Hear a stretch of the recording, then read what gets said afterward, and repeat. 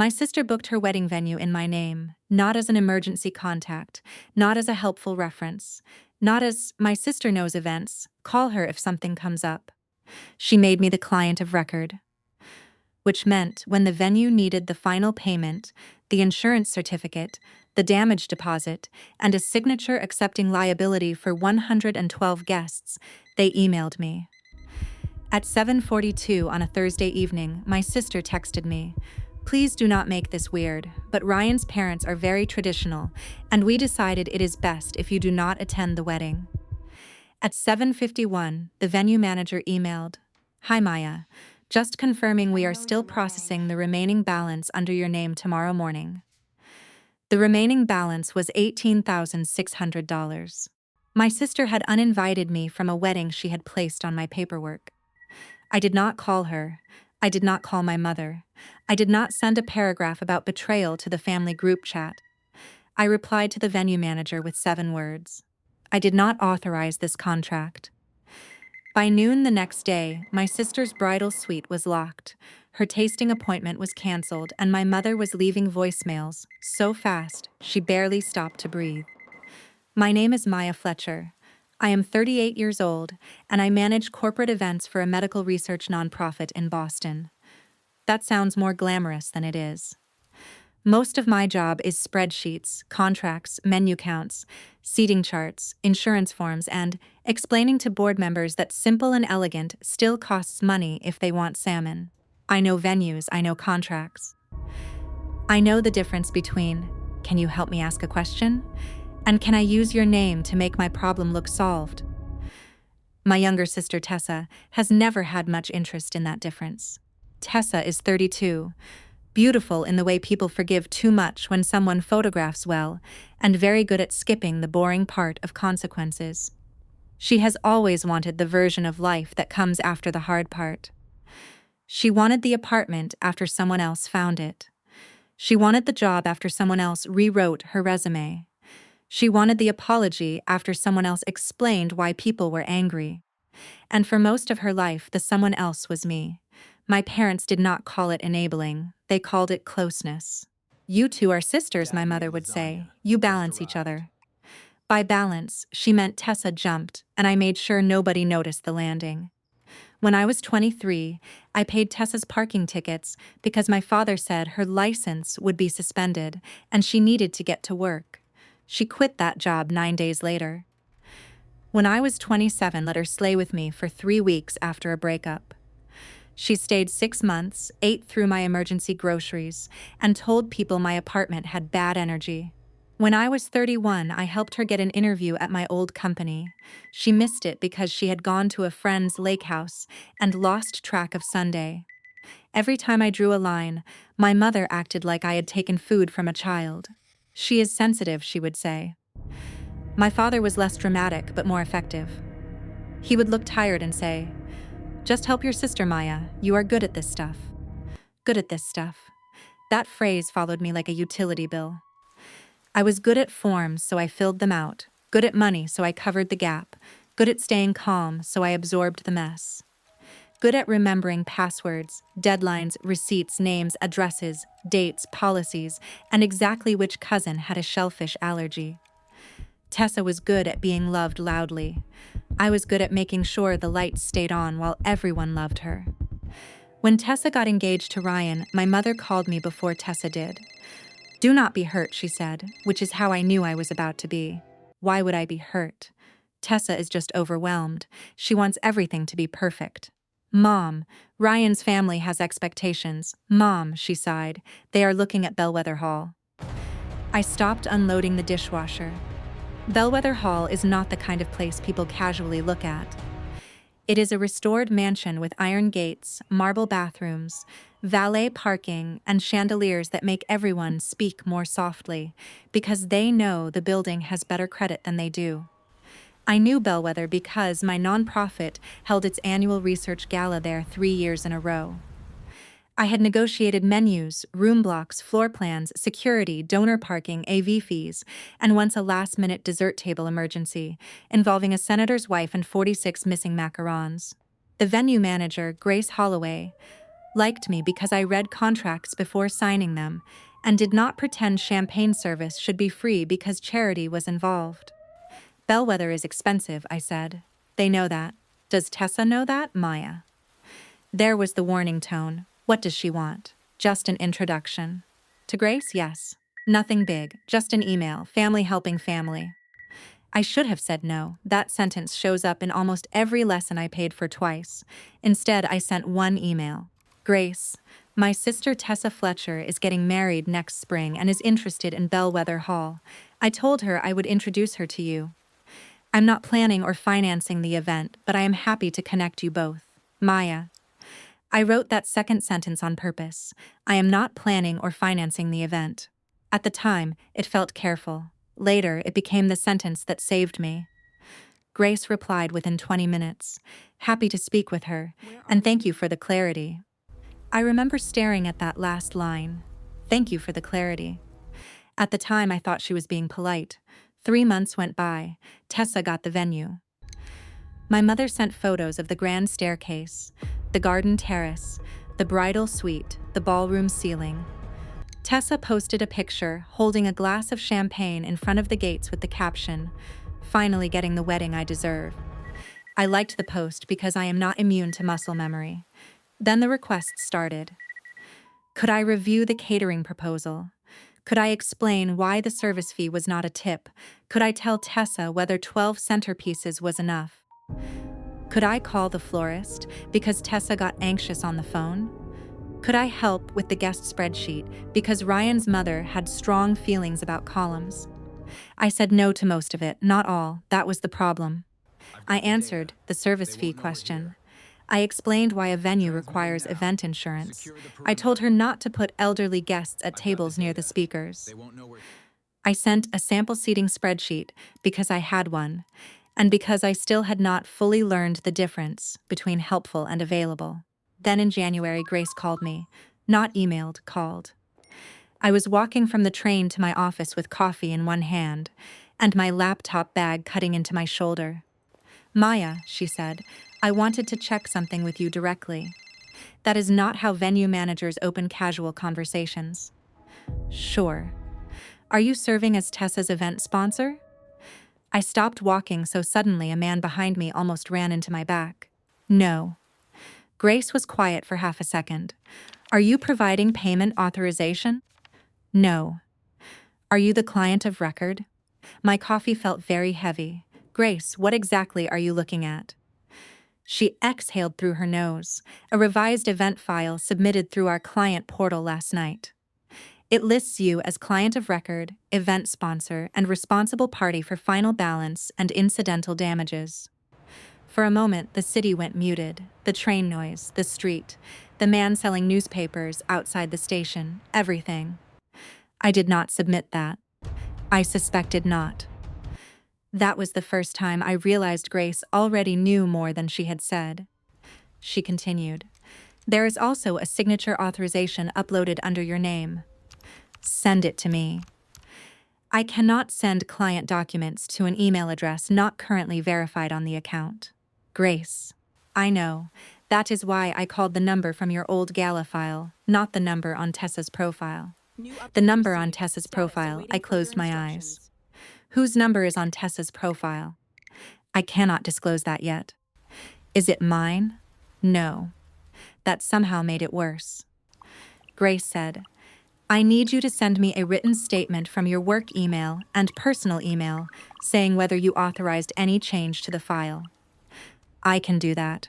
Do not call Tessa first. I opened my eyes. Why? Grace's voice softened just a little. Because I have seen families try to clean up documents after someone warns them. I went into my office, shut the door, and sent the statement before I took off my coat. I wrote, I, Maya Fletcher, did not authorize any change naming me client of record, event sponsor, payer, guarantor, signer, or responsible party for Tessa Fletcher's wedding at Bellwether Hall. I am not planning, financing, managing, or insuring this event.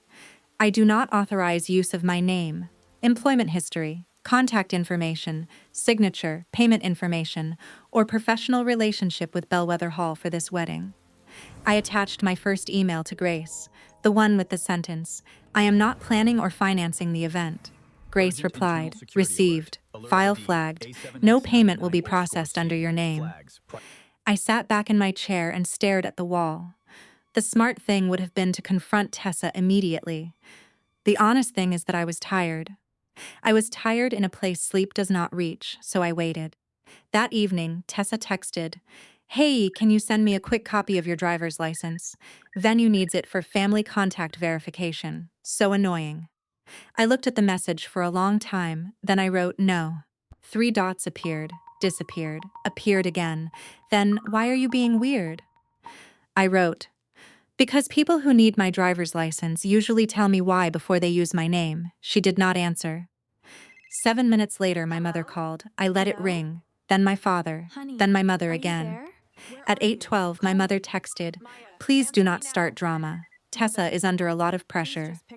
At 8:14, my father texted, "This is her wedding, Maya. Be kind." I took screenshots and put them in a folder called Bellwether. For the next month, nobody mentioned the venue file. They just treated me like a problem that might behave if ignored. Then the invitation drama started. My cousin Nina called first. Nina is a school librarian and possibly the only person in my extended family who can smell nonsense through drywall. "Are you not going to Tessa's wedding?" she asked. "Why?" "Because Aunt Rose said you might be traveling for work." I am not traveling for work. That is what I thought. I sat down at my kitchen table. Did invitations go out? Mine came today. I walked to the mailbox even though I already knew. Nothing. Not that day, not the next. Not the next. On the 4th day, Tessa texted me the message that opened this story. "Please do not make this weird, but Ryan's parents are very traditional, and we decided it is best if you do not attend the wedding." I read it twice. Then I read it again, because part of me thought maybe I had missed a sentence. There was no sentence to miss. She continued, "You know how you can be with Mom, and I just want the day to be peaceful. We still love you. Please respect our choice." Our choice. At 7:48, my mother texted, "You are still included spiritually." I laughed then. Not because it was funny, because my body had to put the sound somewhere. At 7:51, Grace emailed me, "Hi Maya, Bellwether's final payment process runs tomorrow morning. Because your name still appears in a disputed client of record field, I need your written confirmation before any charge, authorization, or contract transfer proceeds." Attached is a summary of current financial responsibility as submitted by the event party. The attachment listed, final venue balance, $18,600. Damage deposit, $5,000. Late vendor access, $50. Additional security estimate, $1,200. Name on responsibility line, Maya Fletcher. Signature, not mine. I stared at that fake signature. It looked nothing like mine.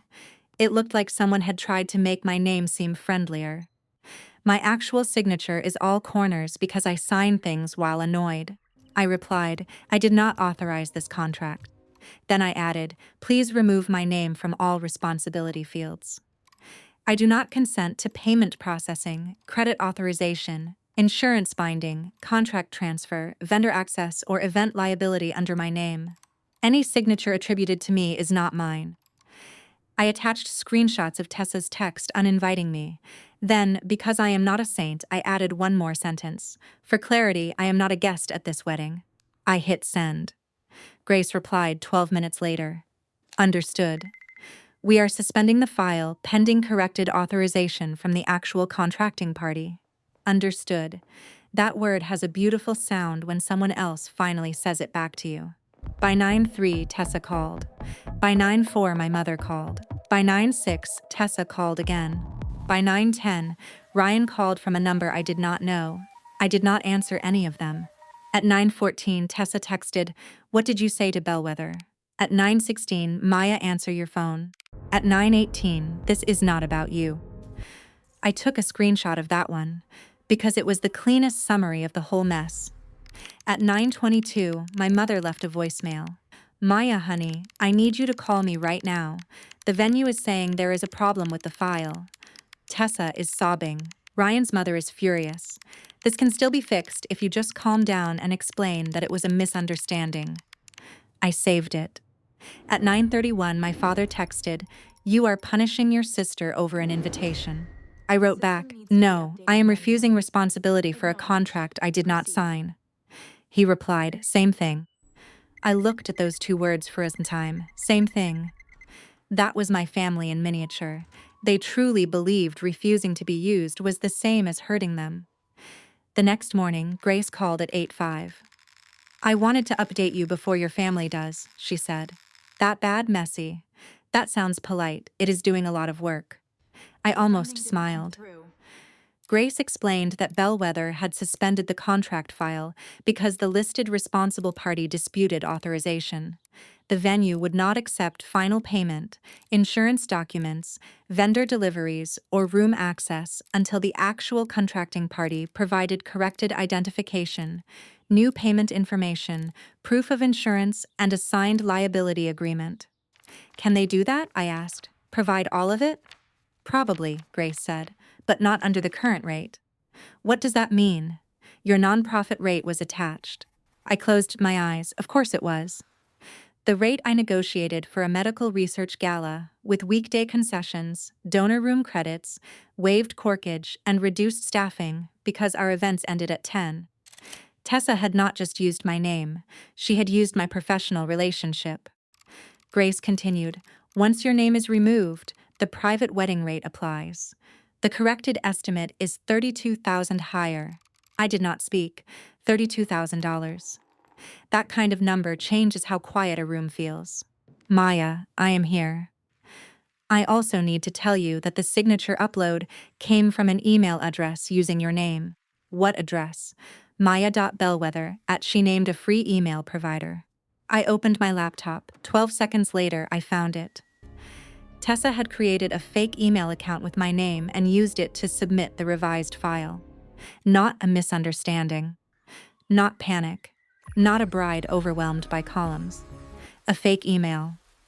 I asked Grace to send a formal letter confirming that Bellwether would not process anything under my name and that the disputed signature had been preserved. She said legal would send it by noon. At 8:47, Tessa showed up at my apartment. I saw her through the peephole in a white sweatshirt that said bride in gold letters. My mother stood behind her holding a tote bag. My father was not there, which meant he was embarrassed enough to stay in the car. I opened the door with the chain on. Tessa looked like she had not slept. "You need to call Grace," she said. "Good morning to you too, Maya, please." My mother stepped forward. "Let us in." "No." Tessa's eyes flashed. "Are you serious?" "Extremely." My mother lowered her voice into the register she used at church. "This is your sister's wedding." "Then why am I on the contract?" Tessa pressed her lips together. My mother said it was a her formality. "A fake signature is not a formality." Tessa snapped, "You do events, it is not like I put a stranger."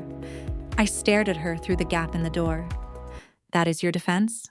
"You were helping anyway. I introduced you to a venue." "Exactly." "That is not the same as becoming financially responsible for your wedding."